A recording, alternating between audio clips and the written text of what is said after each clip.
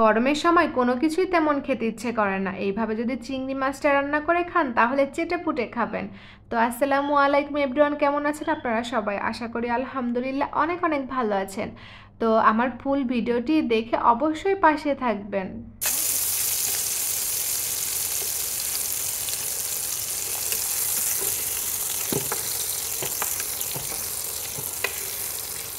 চিংড়িটাকে ভেজে নেওয়া হয়ে গেছে, এখন আমি তুলে নিচ্ছি। আর এখানে দিয়ে দিলাম 1 কাপ পেঁয়াজ কুচি, কিছুক্ষণ ভেজে নেব।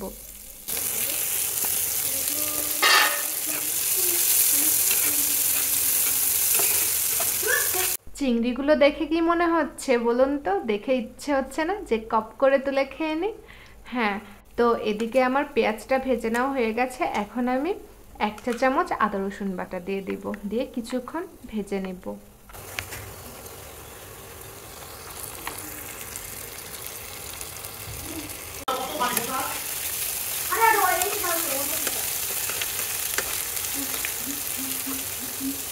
এখন আমি দিয়ে দিচ্ছি বড় একটা লাল পাকা টমেটো, দিয়ে কিছুক্ষণ ভেজে নেব।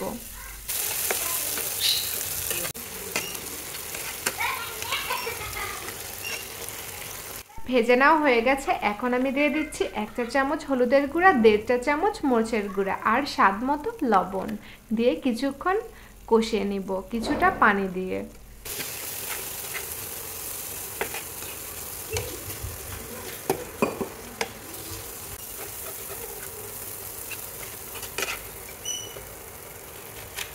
আর এখন কি দিচ্ছি বলুন তো? এটা হচ্ছে টক দই। টক দইটা দিলে রান্নার স্বাদটা আরও দ্বিগুণ বেড়ে যায়, আর বিশেষ করে চিংড়ি মাছের স্বাদটা অনেক অনেক বেড়ে যায়।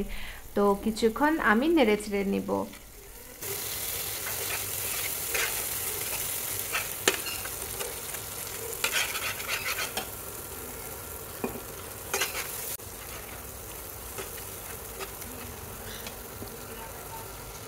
এখন আমি কিছুটা পানি দিয়ে নেড়ে চেড়ে ঢাকনা দিয়ে দিব।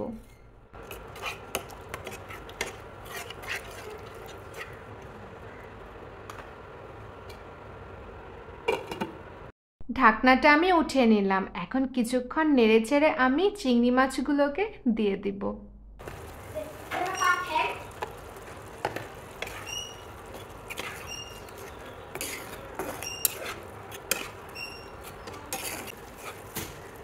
এখন দিয়ে দিচ্ছি 2-3টা কাঁচামরিচ, দিয়ে কিছুক্ষণ নেড়ে ছেড়ে আমি আবারও ঢাকনা দিয়ে দিব।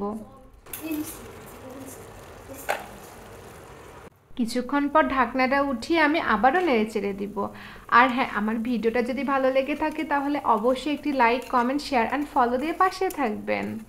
আর ভালোবাসা দিতে গিয়ে আমি তো রিয়েক্টে ব্লগ খেয়েছি, কখন যেন কমেন্টেও ব্লগ খাই। তো ফাইনালি আমার রান্নাটা কমপ্লিট হয়ে গেল। তো আপনারা ভাত এবং পোলাও দুটোর সাথেই কিন্তু জমিয়ে খেতে পারবেন। আর হ্যাঁ, যারা যারা আমরা কন্টেন্ট মনিটাইজেশন পাইনি তারা তো অপেক্ষায় আছি যে কখন আমরা কন্টেন্ট মনিটাইজেশন পাবো। ইনশাল্লাহ আমরাও একদিন পেয়ে যাব। তো এদিকে চিংড়ি মাছটাও রান্না করেছি, আর সাথে আমি মিষ্টি কুমড়া দিয়ে চিংড়ি মাছ রান্না করেছি। গরমের সময় কিছুই খেতে ভালো লাগে না। তো সবাই ভালো থাকবেন, আজকে এ পর্যন্তই।